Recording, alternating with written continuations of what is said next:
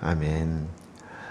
유라굴러 태풍으로 인하여 14일 이상을 바다에 표류하다가 이제 그 폭풍 풍랑 속과 위기 속에서 무사히 해안에 도착했다고 28장 1절은 기록하고 있죠. 그래서 그것이 어딘가 보았더니 몰타섬이라고 이야기를 합니다. 그런데 어찌된 영문인지는 모르지만 이곳에 살고 있던 섬 원주민들이 이 많은 사람들을 276명이나 되는 사람들에 대하여 극진하게 환대를 해주는 것입니다. 먼저는 바다에 뛰어들어서 수영하고 넘어왔기 때문에 특별히 이때가 겨울 아니겠어요? 그러니까 엄청 추웠을 것입니다. 그러니까 이들에게 불을 지펴주면서 보살펴 준 것이지요. 이 원주민들에게 있어서는 이 모습이 결코 쉽지는 않았을 것입니다. 조그마한 섬에 갑자기 몰아닥친 276명이라고 하는 사람들에 대하여 과연 환대할 수 있었을까라고 하는 것을 보게 되면 이 조그마한 섬 사람들이 어떻게 생각할지 모르지만 이들에게 있어서의 좀 과한 얘기인지 모르지만 문화 수준이 좀 있는 그런 모습이 아니었을까 그런 생각도 해보게 됩니다. 모르는 사람에게 환대를 할 수 있었다라고 하는 것만큼 그 사람의 수준을 이야기해 줄 수 있는 것은 없지 않을까 그렇게 또 해석할 수 있기 때문에 그렇죠. 어쨌든 이 1절과 2절은 하나님께서 절망의 상황에서 회복시켜 주시고 일으켜 주시고자 하는 하나님의 선한 뜻이 있을 것이다 라고 하는 것을 생각하지 못한다 할지라도 누구나 이 낯선 사람들 한둘도 아니고 수백 명의 사람들에게 친절을 베풀었다라고 하는 것은 우리가 한 번쯤 묵상해 봐야 될 대목이 아닌가 그렇게 생각이 되어지죠. 이 3절과 6절의 말씀을 통해 뜻하지 않게 이제 사건이 하나 발생을 해요. 불을 지피고 또 선주민들의 친절함에 대해서 사람들이 마음이 따뜻해지고 또 긴장도 풀어지고 그런 상황 속에 뜻하지 않는 바울과 독사와의 관계 속에서 하나님께서 이 사건을 만들어주신 이유가 무엇인지에 대해서 우리에게 알려주는 귀한 메시지가 숨겨져 있지요. 3절의 말씀을 보면 바울이 마른 나뭇가지 한 묶음을 모아다가 불 속에 넣었는데 그 나뭇가지 속에 뱀이 있었던 모양이죠. 뜨거운 열기 때문에 독사가 기어 나오면서 바울의 손에 달라붙었다라고 이야기를 합니다.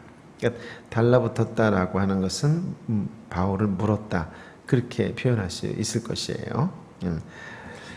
이것을 이제 원주민들이 본 거예요. 근데 이제 원주민들의 이제 이 생각, 즉 사관을 확인할 수 있는 것이 무엇이냐면 이들의 평소의 사관이 어떤 것이었냐면 독사나 이런 나쁜 일이 발생했을 때에는 그 사람이 평소에 죄를 지었기 때문에 그랬을 것이다. 이렇게 이야기를 해요. 특별히 이 4절의 말씀이 뭐라고 되어 있어요? 같이 한번 읽어볼까요? 시작. 원주민들은 독사가 바울의 손에 매달려 있는 것을 보고 서로 수군거렸습니다.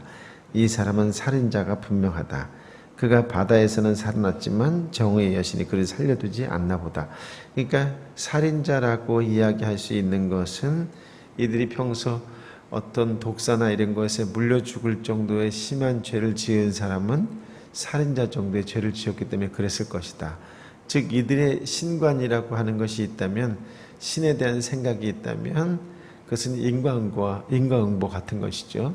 죄를 지으면 반드시 대가를 지불할 것인데 바다에서는 살아난지 모르겠지만 지금 이 사람을 바로 이렇게 벌 주고 있는 것은 정의의 여신이라고 할 수 있는 그 사람이 독사를 통하여 바울을 지금 죽이려고 하는 것이다. 이런 생각이 이 원주민들의 신관이었던 것이죠. 그런데 5절 말씀에 보면 바울에게 뭐라 그래요? 바울이 그냥 아무 일도 없었다는 듯이 뱀을 툭 털어버리고 나서는 아무 일도 없었다는 거예요. 아무 일도 없었다는 것이죠. 그러면서 6절의 말씀에 보면 뭐라고 하냐면 여기 정말 중요하죠. 6절 같이 읽어볼까요? 시작. 사람들은 그가 몸이 부풀어 오르거나 갑자기 쓰러져 죽을 것이라고 생각했지만 오래 기다려봐도 아무 일이 없는 것을 보고는 생각이 바뀌어 바울을 신이라고 말했습니다. 요 생각이 바뀌어에 밑줄 긋는 것이죠. 그러니까 바울에게 뱀이 물렸음에도 불구하고 아무 일이 없는 것을 통해서 이 원주민들의 하나님에 대한 신에 대한 생각이 바뀌었다 이런 말이에요. 생각이 바뀌었다는 거죠. 그러니까 이 사건이 우연일까요, 아닐까요? 라고 하는 거예요. 이 독사가 갑자기 바울과 독사가 갑자기 나타나서 바울을 물게 된 것이 우연일까요, 아닐까요? 라고 하는 거예요. 여러분은 어떻게 생각하세요? 그러니까 처음에는 환대를 통해서 정말로 많은 사람들이 따뜻하고 잠시나마 행복하고 긴장이 풀리고 이런 좋은 순간에 독사가 바울을 물었을 때는 순식간에 분위기가 어떻게 될까요? 원래 주변 사람들은 아마 다시 긴장하게 되고 세상적으로 보면 난리법석이 나고 큰일 났다. 뭐 응급실 119 전화해라. 뭐 아니야 112야 이래가면서 서로 난리 피우고 막 정신없을 거 아니겠어요? 그런데 바울에게 있어서는 아무런 미동도 없는 거예요. 그냥 툭 털어버리면 끝이에요. 근데 원주민들 사이 속에서는 조용한 듯하지만 그들의 내면 속에서는 엄청난 전쟁과도 같은 일들이 일어난 거죠. 어떤 전쟁일까요? 생각의 전쟁, 고정관념의 전쟁 이런 것이 일어나고 있는 거죠. 그런데 아무 일이 일어나지 않았다라고 한다면 바울 이 사람은 무언가 특별한 사람일 것이다. 이런 생각하지 않을 수밖에 없지 않겠어요? 그런데 이 특별한 사람이라고 생각하는 이 바울 뒤에 누가 있는 거예요? 하나님이 계신 거죠. 하나님이. 그러니까 이 상황을 이끄시는 것은 지금 이끄시는 분은 누구다? 하나님이다라고 하는 거예요. 좋은 일도 있고 세상적으로 아주 좋은 일도 있고 세상적으로 아주 어렵고 힘들고 세상 말로 불행한 일이라고 생각될 수 있는데도 불구하고 아무 일이 없다는 듯이 태연스럽게 두려워하지 않고 근심하지 않고 걱정하지 않고 평안 가운데에 바울이 자기 일을 할 수 있었던 것은 바울 속에 바울 뒤에 누가 있다? 하나님이 있다 이런 거예요. 그러니까 하나님은 바울을 통해서 지금 뭘 보여주고 싶은 걸까요? 믿음이란 무엇인가라는 걸 보여주는 거예요. 바울을 통해서 여러분에게 지금 믿음이 무엇인 줄 아세요? 이걸 보여주는 거예요. 바울을 통해서 하나님과 함께하는 삶이란 어떤 것인가 라고 하는 것을 보여주는 거예요. 하나님과 함께하는 사람은 상황과 환경을 뛰어넘는 평강의 사람이다 라고 하는 걸 보여주는 거예요. 누구에게? 믿지 않는 원주민들에게요. 신에 대한 생각이 우리하고 다른 사람들에게 보여주는 거예요. 저와 여러분이 이 땅에 존재하는 이유가 무엇일까요? 이것 때문에 존재하는 거예요.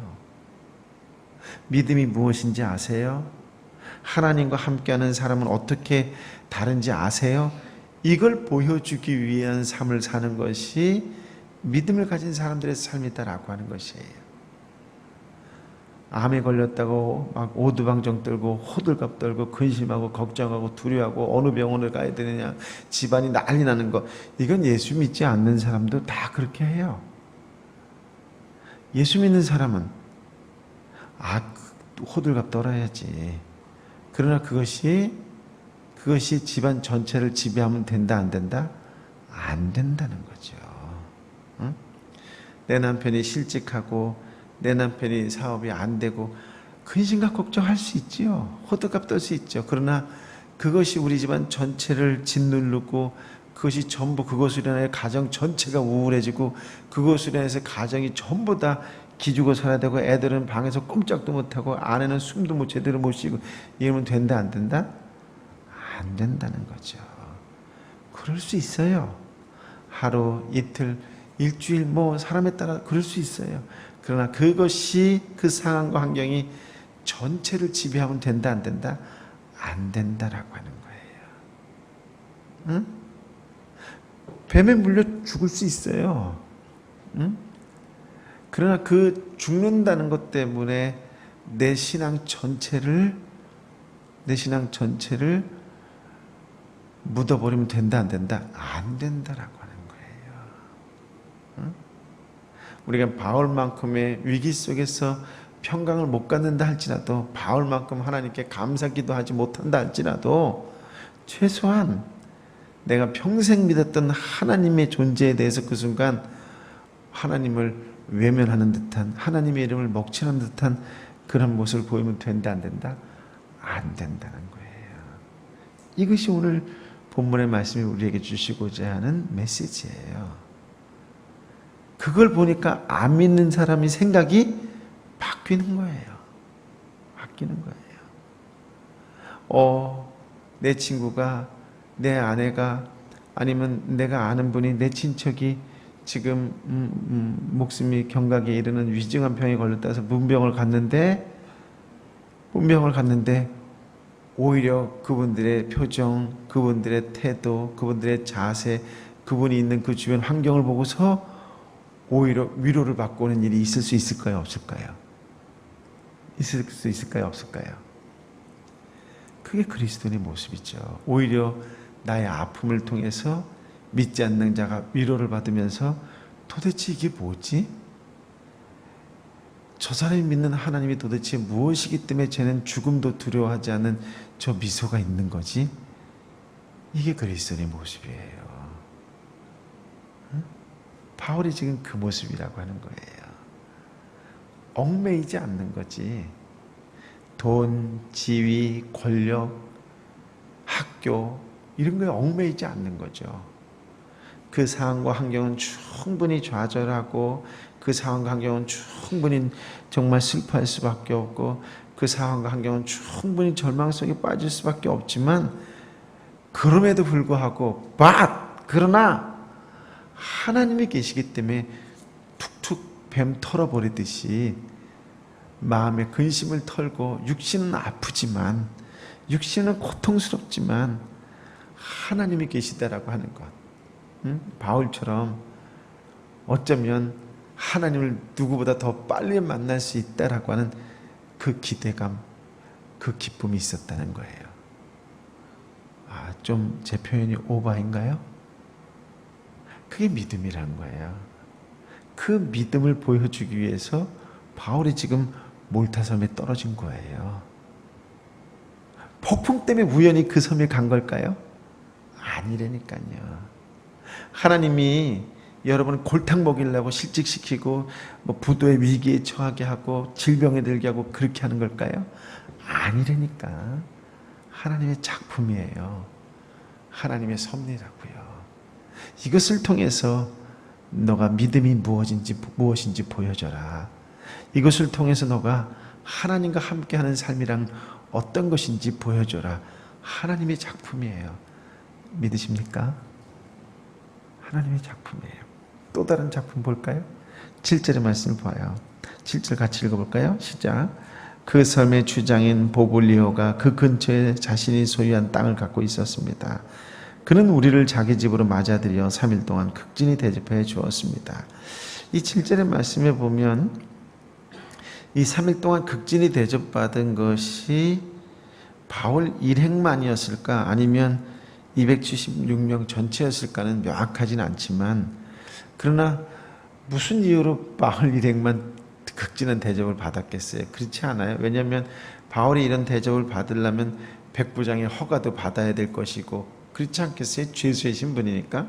아마도 많은 사람들이 이런 대접을 받지 않았을까. 그러니까 근처에 소유한 땅을 갖고 있다 이렇게 얘기한 것처럼 아마도 이 섬의 큰 부자였을 거라는 생각이 들어요. 그런데 그 사람이 이 극진히 대접하는 거예요. 이 2절의 말씀에도 보면 각별한 친절을 베풀며 불을 지펴주고 이런 환대를 했는데, 이 7절에도 아주 극진히 대접을 하는 거예요. 마치 하나님께서 뭐라고 말씀하세요? 나그네를 손대접하라. 나그네를 그냥 외면하지 마라. 라고 말씀하시는 것처럼 이 주장은 정말 극진히 손대접을 했던 것이죠. 그러다 보니까 이 집안에서 3일 동안 있다 보니까 이 집안에 오랫동안 큰 우환이 있다는 걸 알게 되었어요. 8절의 말씀을 보니까 뭐라고 그래요? 그의 아버지는, 즉 추장 보블리오 아버지는 열병과 이질에 걸려 병상에 누워 있었다라고 하는 거예요. 그런데 그 다음 구절이 뭐라고 되어 있어요? 같이 해볼까요? 시작. 바울은 그를 방문해 기도하고 그 사람의 몸에 손을 얹어 고쳐주었다라고 하는 거예요. 이 시점이 어떤 시점이었어요? 먼저 모르는 나그네에 대한 극진한 대접을 추장이 먼저 한 거예요. 그러니까 바울이 손만 대면 병을 고치는 사람이란 걸 알았어요? 몰랐어요? 몰랐어요. 오히려 바울은 죄인이었다고요. 죄수 신분이었어요. 그런데 이 바울의 친절이, 극진한 대접 환대가 이 가정에 놀라운 복을 가져오게 되는 것을 확인하게 되는 것이지요. 바울이 극진한 대접을 받는 가운데에 이 추장이 하고 대화하는 가운데에 이 집에 아버지가 열병이 있었구나. 그때 그 바울이 평소에 자기 하던 대로 하는 거죠. 평소에 하던 대로가 뭐예요? 예수를 증거하는 거예요. 증인의 사역을 하는 거죠. 바울의 사역은 어디서든지 간에 거리낌 없이 행하였다라고 하는 것이에요. 이곳에도 역시 그는 어떻게 해요? 그 아버지를 두고서 기도하는 거죠. 그리고 손에 얹었던 즉 하나님께서 역사하시는 장면이라고 하는 거예요. 이 순서도 우리가 꼭 기억할 필요가 있어요. 모르는 자에 대한 이 극진한 대접은, 추장은 그 뒤에 어떤 일이 일어날 걸 기대하고 했을까요? 아니에요. 아니라고요. 제가 지금 뭘 얘기하고 싶은 거냐면 역설적으로 우리는 알아요. 뭘 알까요? 부지불식간에 모르는 자에게, 나그네에게 대접하면 하나님께서 복 주실 것이라는 걸 알아요. 여러분 알아요? 몰라요? 우리는 아는데도 불구하고 환대하지 않는 게 문제지. 그렇지 않아요? 우리는 아는데도 불구하고 친절하지 않은 게 문제라니까. 우리는 진짜 이렇게 하면 복 받는가 알면서도 불구하고 가난하고 힘든 사람들, MK, PK 자녀들을 외면하며 살았던 것이 우리의 삶이라고 하는 거죠. 나도 힘들다는 이유 때문에, 아니면 무지 때문인지는 모르겠지만, 모르는 자도 대접을 했더니, 환대를 했더니 그 모르는 사람 가운데 한 사람이 하나님의 사람이 있는 것으로 인하여 놀라운 하나님의 역사를 경험하게 되는 이 현장을 보면서 우린 사실 부끄러워해야 돼요. 우린 사실 이거 보고 어떻게 보면 회개해야 돼요. 그렇지 않아요? 우리는 일상이 너무 바쁘다는 이유로 외면하고 모르는 척했지. 우리 지난 일주일 동안 삶을 한번 생각해 보세요. 여러분 누구에게 친절하셨어요? 우리 한번 어제 일을 생각해 보세요. 여러분 누구에게 환대했어요? 한번 생각해 보세요. 하루 종일 집에만 있어서 몰랐어요? 그러면 나한테 친절해야지. 나한테. 친절은 자기 자신한테 친절하는 것부터 시작되는 거예요. 자기 몸을 귀하게 여기고 자기 생각을 귀하게 여기고 하는 나 자신에게 친절하는 것으로부터 시작해서 내 배우자에게 혹은 내 가족에게 혹은 내 직장인에게 친절은 그렇게 시작되는 거예요. 비록 눈앞에서 나에게 어떤 복이 생기지 않는다 할지라도 이 친절을 당연시하는 삶을 살아갈 때에 하나님의 상급이 쌓이는 거죠. 하나님께서 채워주시는 것이에요. 하나님께서 바울을 이 몰타섬에 떨어뜨린 것이 우연일까요? 오늘 추장의 아버지가 우연히 치유받은 것일까요? 이 이후에 동네 사람들도 와서 치유받아요. 여러분 그렇다면 태풍을 치게 해서 풍랑성에 몰아 집어넣고 이 섬에 떨어지게 하신 분은 누구일까요? 하나님이시라는 거예요. 왜 그렇게 하셨을까요? 이 사람들을 구원시키기 위해서라고 하는 거죠. 이 사건 속에서 지금 바울이라고 하는 죄수의 신분에서 276명이라고 하는 그 배에 함께 있는 사람들의 진정한 리더가 누가 돼요? 바울이 되죠. 그 바울이 표현되어지고 행하였던 태도가 뭐예요? 하나님께 영광을 돌리고 감사 기도하는 모습. 이런 일수고 일투를 통해서 바울의 사소한 것 하나하나를 통해서 하나님을 드러내게 하는 것이죠. 이 몰타섬에서 지금 바울의 모습 하나하나를 통해서 이 원주민들이 생각이 바뀌고, 이 원주민들이 생각이 바뀐 것 가운데 틀림없이 구원의 백성이 나올까요, 안 나올까요? 나오게 된다라고 하는 거예요. 그래서 이 이후에 이 교회사에 보면 순교하는 사람이 나와요. 우연일까요? 하나님은 저와 여러분의 사소한 행동 하나까지도 친히 인도하고 역사하시는 분인 줄 믿습니다. 그렇다면 우리가 잘 될 때나 안 될 때나, 건강할 때나 아플 때나, 정상적으로 직장생활 할 때나, 위기가 올 때나, 잘 되는 사업을 하거나 어려운 일이 닥칠 때나, 그 모든 것을 주관하시는 분은 누구시다? 하나님이라고 하는 걸 믿으셔야 돼요. 그게 믿음의 사람이에요. 그 믿음이 어떻게 알 수 있을까요? 끝까지 하나님을 붙들을 때 알 수 있어요. 끝까지 예배의 자리, 기도의 자리에서 부르짖을 때 알 수 있어요. 끝까지 함께 공동체에서 말씀의 은혜를 나눌 때에 깨달을 수 있다라고 하는 것이에요. 바울을 풍랑, 태풍 속에서 밀어넣으신 하나님의 계획, 하나님의 뜻, 하나님의 섭리가 여기에 있는 것입니다.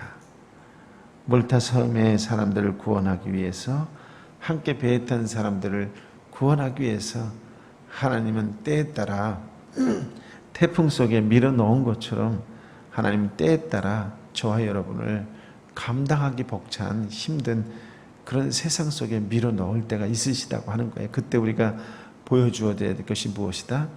믿음이라고 하는 거예요. 그때 우리가 뭘 보여줘야 된다? 하나님 나와 함께 하신다라고 하는 것을 보여줄 수 있어야 됩니다.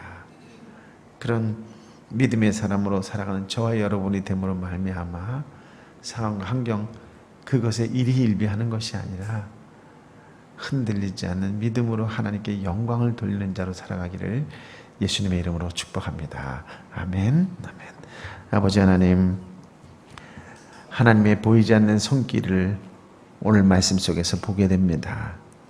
하나님은 어떠한 상황 환경 속에서도 우리 곁을 떠난 적이 단 한순간도 없었다는 것, 아니 그 모든 것은 하나님의 작품이었다는 것, 그 모든 것은 하나님의 손길이었다는 것을 알게 하여 주시니 감사합니다. 하나님, 모르는 나그네에게 친절을, 환대를 대접했던 원주민들의 모습을 통하여 한두 명도 아니고 수백 명의 사람들을 손대접하는 이들의 모습을 보면서 진정 그리스도인으로 산다라고 하는 것이 어떤 것인지에 대해서 다시 한번 되돌아보게 하는 은혜의 말씀, 회개의 말씀을 주시니 감사합니다. 주님, 닥친 자에게 친절을 베푸는 것이 원주민의 모습이었다면 우리는 한 걸음 더 나아가서 찾아가서 친절하고 대접하고 환대하는 자로 살아갈 수 있는 성숙한 믿음을 허락하여 주옵소서.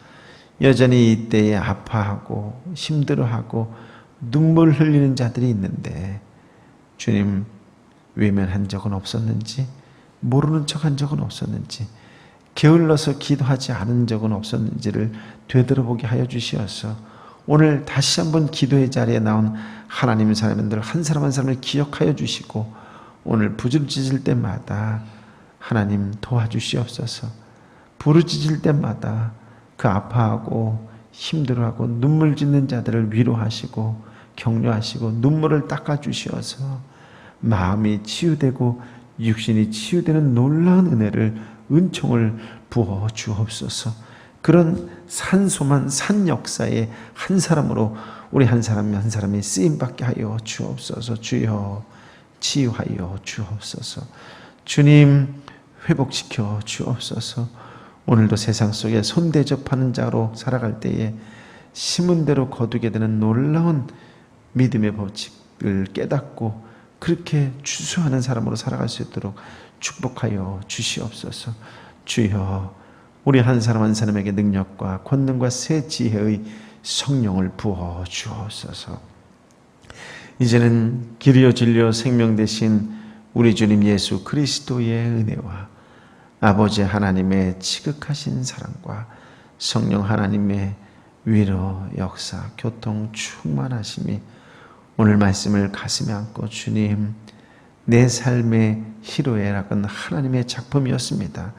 그럼에도 불구하고 하나님 때문에 울고 웃고 한 것이 아니라 세상 때문에 일희일비했던 저의 연약한 믿음을 불쌍히 여겨 주옵시고 이제 말씀의 사람으로 다시금 친절과 대접과 환대하는 자로 살겠습니다. 말씀의 사람으로 손을 얹어 기도하는 자로 살겠습니다. 말씀의 사람으로 우연이 아니라 모든 것이 하나님의 계획이었고 하나님의 섭리인 줄 믿습니다라고 다시금 말씀의 사람으로 기도의 사람으로 살겠노라고 결단하는 하나님의 백성 한 사람 한 사람 머리 위에 저들이 눈물로 기도하는 가족, 눈물로 기도하는 이웃, 눈물로 기도하는 직장, 눈물로 기도하는 선교지와 선교사님 머리 위에 이제부터 영원토록 함께하여 주시옵기를